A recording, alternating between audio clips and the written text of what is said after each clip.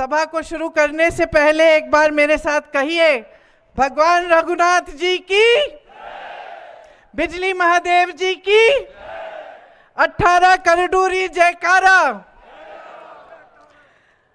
देखिए, आप सब मेरा इंतजार कर रहे हैं काफी समय से। सबसे पहले तो मैं आभार प्रकट करना चाहती हूँ। आज धूप भी है, इतनी बड़ी तादाद में आप इस ऐतिहासिक मैदान में आए हैं मेरी बातों को सुनने के लिए। मुझे अपना सौभाग्य लगता है ये कि यहाँ जहाँ नेहरू जी दशकों पहले आए और जिस धरती से उनके दिल में इतनी श्रद्धा थी, जिसके लिए इतना प्रेम था, आज मैं यहाँ आकर आपको संबोधित कर रही हूँ। इसलिए मैं अपना सौभाग्य समझती हूँ कि आप सब आए, मेरा इंतज़ार किया और ध्यान से मेरी बातें सुन रहे हैं। जब हम यहाँ आ रहे थे तो यहाँ की सुंदरता दिख रही थी। बड़े बड़े पहाड़, यहाँ के जंगल, यहाँ की हरियाली, सेब के बागान, सब हेलीकॉप्टर से ऊपर से बहुत अच्छी तरह पहली बार मुझे दिखे। पहले तो जब मैं आई हूँ तो गाड़ी से ही आई। आज मैं देख रही थी कि कितनी सुंदर जगह है। और इसके साथ साथ हमारा जो हिमाचल प्रदेश है, यहाँ की एक सभ्यता है जो यहाँ की सुंदरता के साथ साथ चलती है और जिससे पूरे देश ने, देश की राजनीति ने, देश के इतिहास ने, चाहे देश का आज़ादी का आंदोलन हो, सब ने बहुत सीखा है।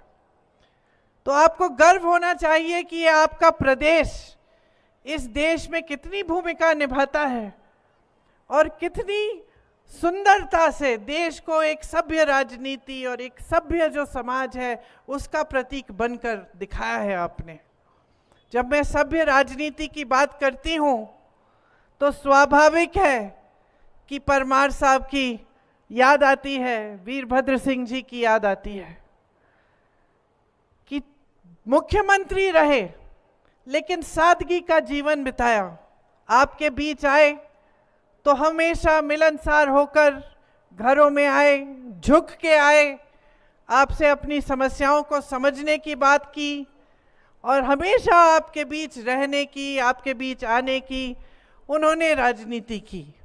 तो उनकी राजनीति ऐसी नहीं थी कि ऊपर ऊपर से हो या फिर आपको झूठी बातें बताएं, झूठे वादे करें।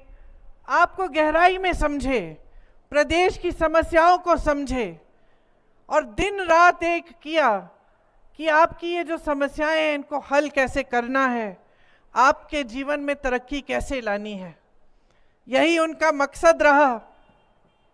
और पंडित जी से लेकर आज के जो कांग्रेस के नेता हैं, सबका यही मकसद रहा, यही विचारधारा हमेशा रही कि जितना भी काम हम करें वो कम काम है। जनता सर्वोपरि है। हमारे देश में, हमारे लोकतंत्र में सबसे महत्वपूर्ण जनता की इच्छा होती है। और आज उसी तरह से विक्रमादित्य जी भी यही राजनीति निभा रहे हैं। मैंने अभी काफ़ी समय से इनके साथ काम करके देखा है, पहले यहाँ के जो प्रदेश के चुनाव में, उसके बाद जब यहाँ आपदा आई, संकट आया आप पे, और उसके बाद जब कांग्रेस की सरकार को गिराने का प्रयास हुआ, और फिर आज जब आपके लिए यहाँ चुनाव लड़ रहे हैं, हर स्तर पर मैंने देखा कि जब जब मैंने इनसे बात की कि देखिए पार्टी की ज़रूरत है, अब आप ऐसे करिए, या पार्टी की सहायता के लिए ज़रूरी है कि आप खड़े हो जाएं, तो ये कभी पीछे नहीं हटे।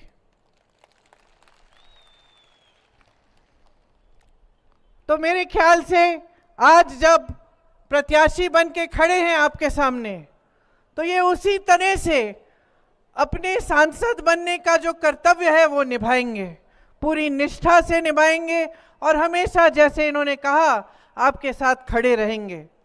यहाँ पर्यटन का बड़ा कारोबार है और आपको बहुत पर्यटन के मौके मिलते हैं यहाँ पे मजबूती से, जब आपने कहा सुंदर जी, आपने कहा कि मजबूती से सबसे पहले पर्यटन का काम जब यहाँ शुरू किया गया तो पहले प्रधानमंत्री जवाहरलाल नेहरू जी के आने से हुआ। उससे यहाँ पे पर्यटक आने लगे और यहाँ तरह तरह की ऐसे विकास के कार्य हुए जिनसे पर्यटन को मजबूती मिली और आपके जो छोटे छोटे या बड़े भी कारोबार हैं उनको मजबूती मिली। अब हम चाहते हैं कि अगर केंद्र में हमारी सरकार आए तो हम इसको और भी मजबूत बनाएं, क्योंकि हमारी पूरी विचारधारा ये है कि जो छोटे और मध्यम वर्ग के जो कारोबार है, जो इंडस्ट्री है, उसको हम मजबूत बनाएं, क्योंकि हमारी समझ ये है कि सबसे ज़्यादा रोजगार इसी इंडस्ट्री से मिलती है जो छोटी और मध्यम होती है। और मोदी जी के पूरे कार्यकाल में रोजगार बनने का काम लगभग ठप हो गया। आज सबसे ज़्यादा बेरोजगारी हमारे देश में आज है। 45 सालों में सबसे ज़्यादा बेरोजगारी आज है। 70 करोड़ नौजवान बेरोजगार हैं। चाहे आप जितनी भी मेहनत से पढ़ाएं लिखाएं, शिक्षित करें, फिर भी बेरोजगारी पूरे देश भर में फैली हुई है। इसको दूर करने के लिए बहुत ज़रूरी है कि जो आज नीतियां भाजपा की सरकार बना रही है और जिस तरह से देश को चला रही है उसे बदला जाए, क्योंकि भाजपा की जो नीतियां हैं उन्होंने छोटे बिजनेस, छोटे कारोबारों को बहुत ही नुकसान दिया है। पहले नोटबंदी लाए, उसके बाद जीएसटी लाए, और आप खुद जानते हैं कि ये जो पर्यटन का भी आपका काम है वो जीएसटी से कितना इसका नुकसान हुआ है, कितनी दिक्कत हुई है। कोविड के समय जब पूरी दुनिया में महामारी थी तो पूरी दुनिया में पर्यटन कम हुआ, रुक गया लगभग। लोग डर रहे थे कि किस तरह से कहीं जाएंगे, बीमारी पड़ जाएगी, तो उससे भी बहुत नुकसान हुआ आपका। और उसके एकदम बाद मोदी जी ने आपकी सहायता करने के बजाय, आपको राहत पहुंचाने के बजाय जीएसटी थोप दी, तो जो पर्यटन का कार्य है वो कमजोर होने लगा। इसी तरह से पूरे देश भर में इनकी नीतियां यही रही हैं कि जो छोटे कारोबार हैं, जो मध्यम वर्ग के कारोबार हैं, उनको ये कमजोर कर रहे हैं और बड़े बड़े खरबपतियों को मजबूत कर रहे हैं। और सारी देश की संपत्ति आस्ते आस्ते इनके गिने चुने खरबपति मित्रों को दी जा रही है। आज देश के कोयले, देश के कोयला, देश का खदान के सारे खदान, देश के बंदरगाह, देश के हवाई अड्डे, सारे के सारे इनके बड़े बड़े खरबपति मित्रों को दिए जा रहे हैं। इससे क्या होता है? देश का बहुत नुकसान होता है, क्योंकि खरबपति जो हैं वो आगे बढ़ते हैं, लेकिन यही ऐसे बड़े संस्थान थे, सरकारी कारखाने थे, जिससे जनता को रोजगार मिलता था। और इनको कमजोर करके जनता को कमजोर किया, रोजगार को कमजोर किया। इसी तरह अगर आप इनकी नीतियां देखें तो आज जितने भी कोल्ड स्टोरेज हैं लगभग पूरे के पूरे किसके हैं? पूरे हिमाचल में अगर आप देखेंगे तो ज्यादा से ज्यादा कोल्ड स्टोरेज आज बड़े खरबपति अडानी जी के हैं। मैं सेब के बागानों को देख रही थी जब मैं यहाँ आ रही थी, और थोड़ा बहुत सेब को उगाने के बारे में मुझे भी मालूम है, क्योंकि मेरे घर में भी काफ़ी मैंने सेब के पेड़ लगाए हैं। बात करती रहती हूँ, किसानों से भी बात करती हूँ जो खेत उगाते हैं, जो सेब उगाते हैं। तो क्या हुआ जब अडानी जी को सारे कोल्ड स्टोरेज दिए गए? ये हुआ कि आज अडानी जी तय करेंगे कि आपके सेब का दाम क्या है, कोल्ड स्टोरेज से कब निकलेंगे, कब बेचे जाएंगे, कितने दाम पर बेचे जाएंगे। आपसे ए बी सी कैटेगरी के सेब बना दिए और अलग अलग कैटेगरी से वो खरीदेंगे, और कभी ए को बी में डाल देंगे, कभी बी को सी में डाल देंगे ताकि आपको कम पैसे मिले। वही तय करेंगे कि कितने का खरीदेंगे आपसे और कितने का आगे बेचेंगे। ऊपर से मोदी जी क्या करते हैं? आपने कहा, हम सब जानते हैं कि जो अमेरिका से सेब आ रहा है उस पे टैक्स आपने कम कर दी, और जो हमारा किसान है वो किसान और खेती के हर चीज के लिए वो जीएसटी भर रहा है, टैक्स भर रहा है। तो चाहे पेट्रोल डीजल महंगा हो गया हो, लेकिन जो खेती के सारे सामान हैं वो आज महंगे हो गए हैं। जीएसटी भर भर के हमारा किसान टैक्स की मार खा रहा है और आप अमेरिका के सेब को कम टैक्स देकर उसको बेच रहे हैं दुकानों में। तो जब ग्राहक दुकान जाएगा तो कौन सा सेब खरीदेगा? वही सेब खरीदेगा जिसका दाम कम है, और आप उसको जानबूझ के अमेरिकन सेब का दाम कम कर रहे हैं। ये आपकी नीतियां हैं। क्यों? क्योंकि इन सब नीतियों से इन्हीं बड़े खरबपतियों का फायदा हो रहा है। और हर स्तर पे अगर आप देखेंगे पूरे देश भर में जो किसान के कानून लाना चाह रहे थे, ये क्या थे? वो कानून यही कानून थे कि सारा फायदा बड़े बड़े खरबपतियों को। और जब किसान ने आंदोलन किया, दिल्ली तक पहुंचा, लाखों किसान बैठे, 600 किसान शहीद हुए, तो मोदी जी मिले तक नहीं। तो ये परिस्थितियां हैं आज देश में कि जितनी भी नीतियां हैं वो सब बड़े बड़े खरबपतियों के लिए बन रही हैं। यहां से हिमाचल की धरती से आपने कितने नौजवान हमारे सरहद पे भेजे, कितने आपके बेटे शहीद हुए इस देश के लिए। उनका लहू इस देश की धरती में है, सींचा है इस देश की धरती को उनके खून ने, उनके पसीने ने। और आज मोदी जी की सरकार अग्निवीर जैसी स्कीम लाती है जहां बेरोजगारी पहले से फैली है, जहां पे आप अपने बच्चों को सरहद पे भेजते हैं, आपके दिल में देशभक्ति की भावना होती है, उन बच्चों के दिल में देशभक्ति की भावना होती है कि कुछ हो जाए तो देश के लिए होगा, मैं जान देने के लिए तैयार हूं। और वो बच्चा, उसका क्या भविष्य बना दिया कि 4 सालों के लिए वो सेना में भर्ती होगा और 4 साल बाद वापस आएगा, बेरोजगार हो जाएगा। और अगर सरहद पे शहीद हो गया तो उसके माँ बाप को शहादत का पेंशन भी नहीं मिलेगा, उसको शहीद का दर्जा ही नहीं मिलेगा। और किसी बड़े अफसर का बेटा अगर जाता है, शहीद होता है, तो उसको मिलेगा। तो इन्होंने पेंशन में भी भेदभाव किया है, गरीबों के लिए अलग, अमीर अफसरों के लिए अलग। और जहां हमने पुराने पेंशन की बात की सरकारी कर्मचारियों के लिए, तो ये पीछे हट गए, कहने लगे कि नहीं नहीं, अर्थव्यवस्था में पैसे नहीं है। यहां हिमाचल की सरकार ने उन पुराना पेंशन दिलवाया, शुरू किया ये काम, और वहां केंद्र की सरकार से जो पैसे भेजने पड़ते हैं वो रुकवा लिए ताकि यहां लागू ना हो पाए। फिर भी लड़ लड़ के सुक्कू जी उसको लागू करे हैं। तो परिस्थितियां क्या है कि नौजवान बेरोजगार है, आप स्कीम रोजगार के लिए नहीं ला रहे हैं। जहां जहां से रोजगार बनता था, चाहे बड़े सरकारी कारखाने थे, चाहे छोटे मध्यम बिजनेस थे, चाहे खेती किसानी थी, सब आपने लगभग ठप कर दिया अपने बड़े बड़े खरबपति मित्रों के फायदे के लिए। ऊपर से जो स्कीम आप ला रहे हैं उससे जनता और भी निराश हो रही है, नौजवानों की उम्मीदें टूट रही हैं। देश के लिए सरहद पे खड़े होकर जो एक समय में शहीद होने के लिए तैयार था, वो आज रोता है, कहता है मुझे सेना में नहीं जाना, 4 साल बाद वापस आके क्या करूंगा। मैं तो ऐसे बच्चों से मिली हूं जो रोने लगे, कहे कि दीदी समझ में नहीं आता, मेरी भर्ती में मेरा नाम आ गया है लेकिन मुझे जाना नहीं है, क्योंकि 4 साल बाद घर आऊंगा तो क्या होगा, और कल मुझे कुछ हो जाए तो मेरे माता पिता को क्या होगा। हमने OROP की बात की, मतलब 1 रैंक 1 पेंशन की बात, इन्होंने उसको भी बदल डाला। 1 रैंक और तरह तरह के पेंशन। आज सेना में कोई जाता है, भर्ती होता है, चोट लग जाती है, एक टांग नहीं इस्तेमाल कर सकते या एक हाथ नहीं इस्तेमाल कर सकते, तो उसको डिसेबिलिटी का पेंशन भी नहीं दे रहे हैं, वो भी काट दिया है।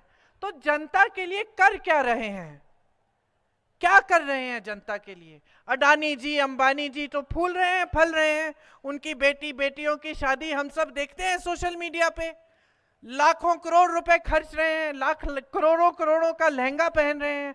और हमारे गरीब, हमारे किसान, हमारे सेब की जो बगान के लोग हैं, जो किसान हैं, उनका क्या? उनको कौन पूछ रहा है? हमारे मिडिल क्लास को कौन पूछ रहा है? जो अपना छोटा बिजनेस कर रहा है, अपनी मेहनत से, ईमानदारी से कमा कर अपने बच्चों को बड़ा कर रहा है, मुश्किल से बच्चों को शिक्षित कर रहा है, उसको आज कौन पूछ रहा है? उसको कोई नहीं पूछ रहा है मोदी जी और बीजेपी की सरकार में। आज अगर यहां हिमाचल में कांग्रेस की सरकार नहीं होती तो जितनी राहत आपको महंगाई से मिल रही है उतनी भी नहीं होती। पूरे देश भर में लोग रो रहे हैं, मेरी बहनें बड़ी तादाद में यहां बैठी हैं। सिलेंडर को देखिए, आज किसी से खरीदा नहीं जा रहा है। आज तमाम महिलाएं देश भर में जब कुछ खरीदने जाती हैं तो वापस खाली हाथ आ जाती हैं, एक दो चीजें खरीद के आ जाती हैं कि बाकी जो 3-4 चीजें हैं वो बाद में देखेंगे, अभी ज्यादा जरूरत नहीं है, छोड़ दीजिए। बड़ी बड़ी चीजें नहीं, खाने के लिए सब्जी, दाल, आटा, जो रोज की चीजें हैं जिनके इस्तेमाल के बिना हमारे पेट नहीं भरते, हम गुजारा नहीं कर सकते। आज त्योहार आता है, ये दशहरे का मैदान है, आज त्योहार आता है दशहरे की तरह, तो ज्यादातर महिलाएं देश भर में घबराती हैं कि किस तरह से हम करेंगे। मेहमान आएंगे, खाना पका के देना पड़ेगा, घर की लिपाई पुताई करानी पड़ेगी, कैसे करेंगे?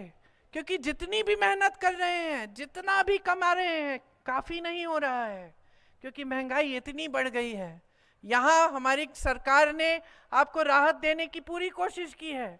1500 रुपए जो महिलाओं के खाते में प्रति माह डालने की बात है, जो शुरू हो गई है लाहौल स्पीति में, उसको पूरे हिमाचल में हम करके दिखाएंगे। चाहे ये कितना भी रोक डालने की कोशिश करें। आज चुनाव के समय इन्होंने पिटीशन डाल दिया कि रुकवाया जाए, ठीक है, चुनाव के एकदम बाद हम देंगे। और सुक्कू जी ने यह भी कहा है कि जो अप्रैल और मई में चुनाव के समय नहीं मिल पाया वो पूरा आपको मिलेगा, क्योंकि हमारी इच्छा है कि देश की संपत्ति 2-4 बड़े खरबपतियों के जेब के बजाय आपके जेब में जाए। ऐसी स्कीमें आए जिससे आप मजबूत हों। हम इस चुनाव में ये कह रहे हैं कि अगर कांग्रेस पार्टी की केंद्र में सरकार बनेगी तो हम कुछ ऐसी स्कीमें लाना चाहते हैं जिससे आपकी तरक्की होगी, आपकी मजबूती आएगी। इसमें हम हर गरीब परिवार की सबसे बड़ी महिला के खाते में 8,500 रुपए डलवाएंगे।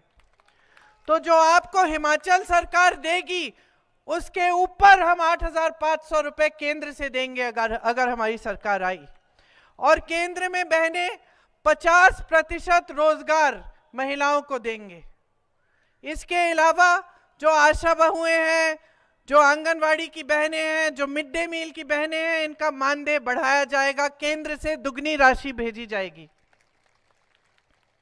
किसानों के लिए, किसान के खेती के जितने भी सामान हैं सब से जीएसटी हटाई जाएगी ताकि वो सारे सस्ते हो जाएं। ये जो संकट आप आज जिस संकटों का सामना कर रहे हैं, इनको हम हटाने की पूरी कोशिश करेंगे, इस तरह से कि सारे कोल्ड स्टोरेज एक बड़े खरबपति के हैं, ये सब चीजें हमारी सरकार में हम होने नहीं देंगे। हम आपको मजबूत करने का काम करेंगे। आपने सुना कि पंडित जवाहरलाल नेहरू जी जब यहाँ आए तो उन्होंने देखा कि सारे खेत बड़े बड़े खरबपति अरबपतियों के थे, और उन्होंने कहा कि ये खेत आपके होने चाहिए और सेब आप उगाएंगे और आपका फायदा होगा। और आज भी यही हमारी विचारधारा है। जो न्यूनतम समर्थन मूल्य है वो आपका कानूनी अधिकार बनाएंगे। हम कानून बनाएंगे कि आपकी उपज का सही दाम आपको मिलना आपका कानूनी अधिकार बनेगा। कोई पीछे नहीं हट पाएगा। कोई भी सरकार आए हमारी सरकार के बाद तो उसको करना ही पड़ेगा। आज नुकसान होता है, यहाँ ओले पड़ते हैं, बारिश आती है, आपको सेब के जो पेड़ हैं उनको ढकना पड़ता है, लेकिन फिर भी उसके बावजूद कई बार ऐसा होता है कि बहुत नुकसान हो गया, लेकिन आपको भुगतान पूरा नहीं मिलता। हम कानून लाएंगे कि 1 महीने के अंदर अंदर अगर नुकसान हो तो 1 महीने के अंदर अंदर आपको पूरा भुगतान मिलेगा। नौजवान बेरोजगार है पूरे देश भर में। हम कह रहे हैं कि अगर हमारी सरकार आएगी तो हम नौजवानों के लिए जो शिक्षित हैं, स्नातक पास हैं, उनके लिए एक अप्रेंटिसशिप का प्रोग्राम लाएंगे जिससे बड़े बड़े सरकारी कारखानों में उनको अप्रेंटिसशिप की पहली नौकरी पक्की मिलेगी, 1 लाख रुपए सालाना मिलेंगे और वो अपना हुनर बढ़ाएंगे। आपके लिए जैसे हिमाचल सरकार ने एक स्टार्टअप फंड बनाया है, उसी तरह से केंद्र सरकार 5,000 करोड़ रुपए का फंड बनाएगी ताकि अगर कोई नौजवान लड़का या लड़की अपना छोटा कारोबार शुरू करना चाहे तो उसको सुविधा मिलेगी। आज मजदूरों का बहुत शोषण होता है। हम कानून लाएंगे कि पूरे देश भर में 400 रुपए से कम दिहाड़ी कोई नहीं दे पाएगा आपको। मनरेगा कांग्रेस पार्टी लाई थी आपकी मजबूती के लिए कि गांव में 100 दिन का रोजगार आपको आपका अधिकार बनाया। इसी तरह से हम शहरों में भी मनरेगा लाएंगे ताकि आपका अधिकार बनेगा कि शहरों में भी आपको 100 दिन का पक्का रोजगार मिलेगा।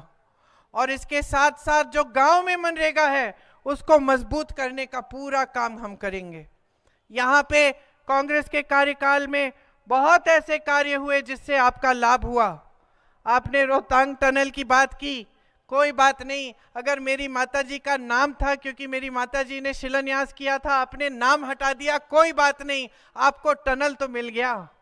उस पे किसी का भी नाम हो, इससे हमें कोई फर्क नहीं पड़ता। आज मोदी जी का नाम है, कल किसी और का लगा लें, आपको टनल इसलिए मिला क्योंकि उनकी सोच थी कि यहाँ पे बनाना है और उन्होंने राशि भिजवाई इसके लिए। नेर चौक में ESI हॉस्पिटल बनाया, मंडी में IIT बनवाया, सिरमौर में IIM बनवाया, सुंदरनगर में मेडिकल कॉलेज और इंजीनियरिंग कॉलेज बनवाया। और आपने कहा कि कुल्लू की मांग है तो हमें इसको भी, अगर हमारी केंद्र की सरकार आएगी, इस मांग को हम पूरा करेंगे। कीरतपुर से मनाली की जो 4 लेन का जो प्रोजेक्ट 2012 में दिया था, उसका सिर्फ फर्स्ट फेज पूरा किया कांग्रेस ने और तब से अटका हुआ है।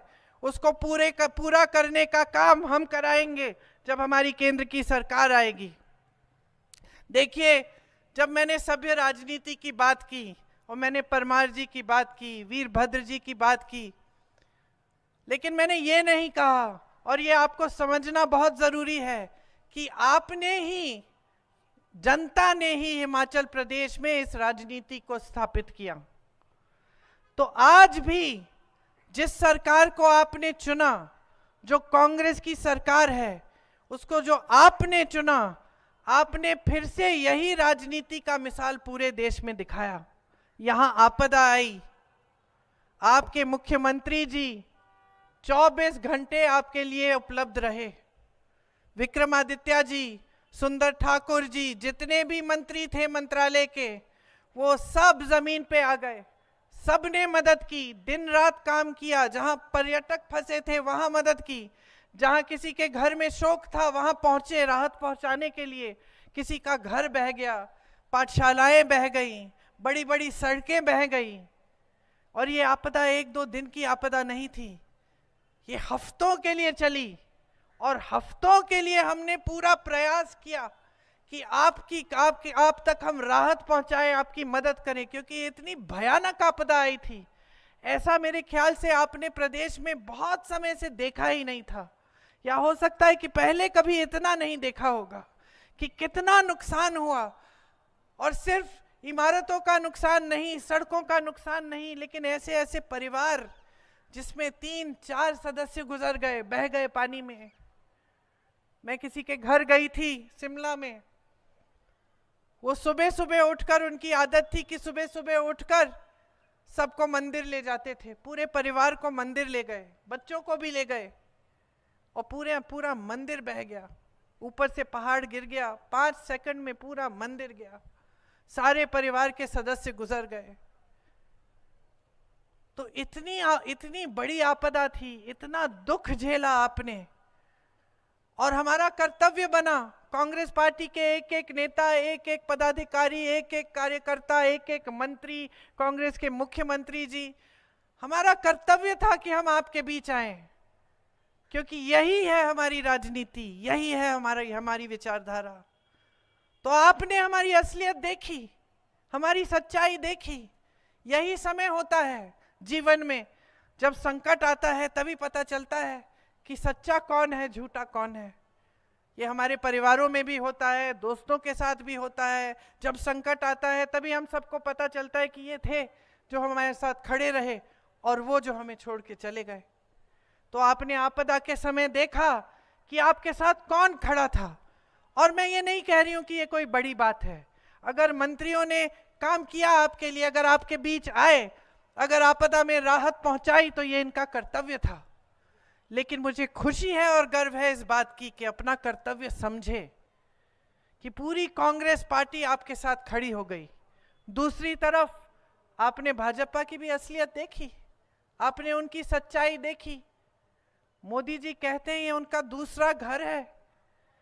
अपने दूसरे घर में इतनी बड़ी आपदा आई, इतना संकट हुआ, इतनी चोट पहुंची, और आप इसे राष्ट्र आपदा ही नहीं घोषित कर रहे। क्यों? क्योंकि यहां कांग्रेस की सरकार है। तो इसका मतलब है कि आपके लिए तो राजनीति महत्वपूर्ण है। क्योंकि अगर राष्ट्र आपदा घोषित कर देते तो केंद्र से राशि आती, जैसे अलग अलग प्रदेशों में गई है जहां आपदा हुई है भाजपा का, कि जहां प्रदेश की सरकार है वहां इन्होंने राशि भेजी।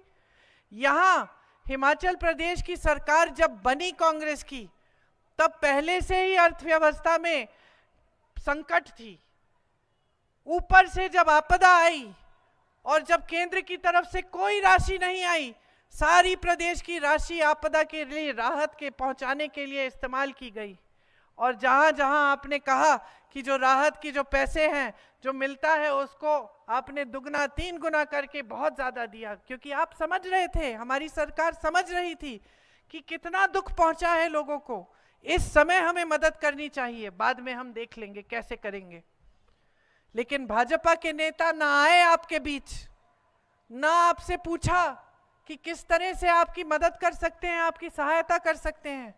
और मोदी जी ने बड़ी बड़ी बातें तो कह डाली, लेकिन जो एक काम की चीज थी, आपको राष्ट्र, यहाँ पे राष्ट्र आपदा घोषित करने की चीज, यहाँ राशि भेजने वाली बात, वो उनके मुंह से नहीं निकली। तो सच्चाई आप खुद अपने सामने देख रहे हैं। आपदा के बाद कुछ ही महीनों बाद क्या होता है? आपकी सरकार पर आक्रमण होता है। धन बल के आधार पर उसे खरीदने की कोशिश, विधायकों को खरीदने की कोशिश। बीच रात में विधायकों को चोरों की तरह हेलीकॉप्टर में, कोई गाड़ी में छुपा कर पूरी फोर्स लगा के ले जा रहा है कि दल बदलवा देंगे, इनसे सरकार गिरा देंगे।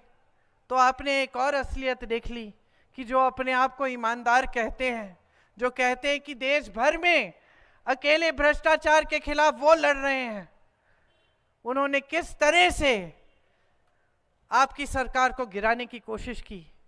कैसे पैसों के इस्तेमाल से विधायकों को खरीद के, दबाव डाल के, केस डाल के आपकी चुनी हुई सरकार, जो लोकतंत्र के तहत आपने चुनी थी, उसको खत्म करने की कोशिश हुई। तो पूरी सच्चाई बहनों और भाइयों आपके सामने है। एक तरफ भाजपा है जो हर तरह से सिर्फ सत्ता को बटोर के अपने पास रखना चाहती है। उन्होंने 10 सालों में ऐसे काम किए हैं जो कांग्रेस पार्टी ने सचमुच 70 सालों से नहीं किए। ये कहते हैं ना कि कांग्रेस पार्टी ने 70 सालों में नहीं किया जो हमने 10 साल में किया। सच बात है। 10 सालों में इन्होंने अपनी पार्टी को इस दुनिया की सबसे अमीर पार्टी बना दी। दुनिया की सबसे अमीर पार्टी। कांग्रेस पार्टी 55 सालों से सत्ता में थी, कभी इस दुनिया की सबसे अमीर पार्टी नहीं बन पाई, न किसी ने प्रयास किया उसे बनाने का। इन्होंने 10 सालों में वो काम कर लिया। इन्होंने ऐसे लोगों से चंदा लिया अपनी पार्टी को मजबूत बनाने के लिए कि आप पूछिए ही मत। हम सबको कोविड की वैक्सीन लगी, आज पता चल रहा है कि वैक्सीन के वजह से तमाम मौतें हो रही हैं। उस वैक्सीन को बनाने वाले से 52 करोड़ रुपए इन्होंने चंदा लिया। गुजरात में पुल गिरा, गुजरात में पुल गिरा, सैकड़ों लोग बह गए, उस पुल बनाने वाली कंपनी से इन्होंने चंदा लिया। जिन पे छापे मारे थे उनसे चंदा लिया, जिन पे मुकदमे डाले थे उनसे चंदा लिया, मुकदमे ठंडे बस्ते में डाल दिए, छापे बंद हो गए। ये है इनकी ईमानदारी और ये है इनकी सभ्यता। और आज आपको सब कुछ दिख रहा है। आपके सामने जिस प्रत्याशी को इन्होंने खड़ा किया है, उनकी सभ्यता आप देखिए, अपने ही कार्यकर्ताओं के बारे में क्या कह रही हैं। तो देखिए, आपके सामने एक बड़ा निर्णय है। एक तरफ एक सभ्य राजनीति, एक सच्ची राजनीति, जिसके मंत्री, मुख्यमंत्री, नेता सब आपके सामने संकट के समय भी आते हैं, दुख के समय भी आते हैं और तमाम आपके लिए विकास के कार्य करने की बात करते हैं और वो कार्य करके दिखाते हैं।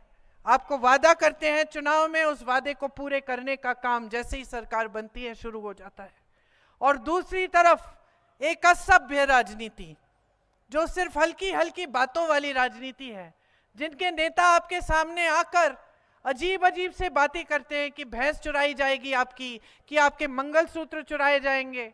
सबसे बड़े नेता हैं देश के, पंडित नेहरू जैसे लोगों ने वो पद संभाला, लाल बहादुर शास्त्री जी, इंदिरा जी, राजीव जी, अटल बिहारी वाजपेयी जी, इन सब ने ये पद संभाला। किसी ने ऐसी असभ्य बातें नहीं की, किसी ने उस पद की गरिमा को न देखते हुए पद का स्तर इतना नहीं गिराया जितना आज गिर रहा है। तो ये आपके सामने एक बड़ा निर्णय है। सिर्फ आप हिमाचल का अपना भविष्य नहीं तय कर रहे हैं, आप पूरे देश का भविष्य तय कर रहे हैं। ये जो वोट है, ये आपका हथियार है।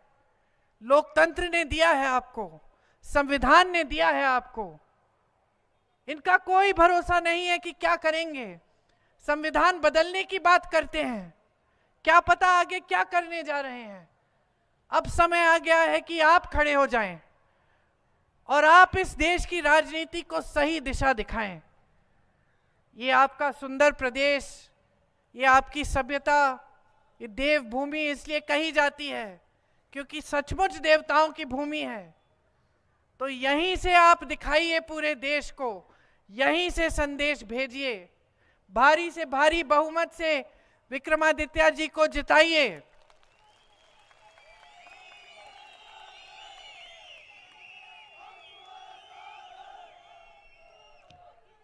अपने भविष्य को मजबूत बनाइए। हमारी जितनी भी नीतियां हैं वो आपको मजबूत बनाने वाली नीतियां हैं। हम चाहते हैं कि आप मजबूत बने, कि आप जागरूक बने, कि आप इस देश के लोकतंत्र को और भी शक्ति दें। ये हमारी विचारधारा हमेशा रही है और हमेशा के लिए रहेगी। आप सबने बहुत ध्यान से मेरी बातें सुनी, इसके लिए आपका बहुत बहुत धन्यवाद। जय हिंद।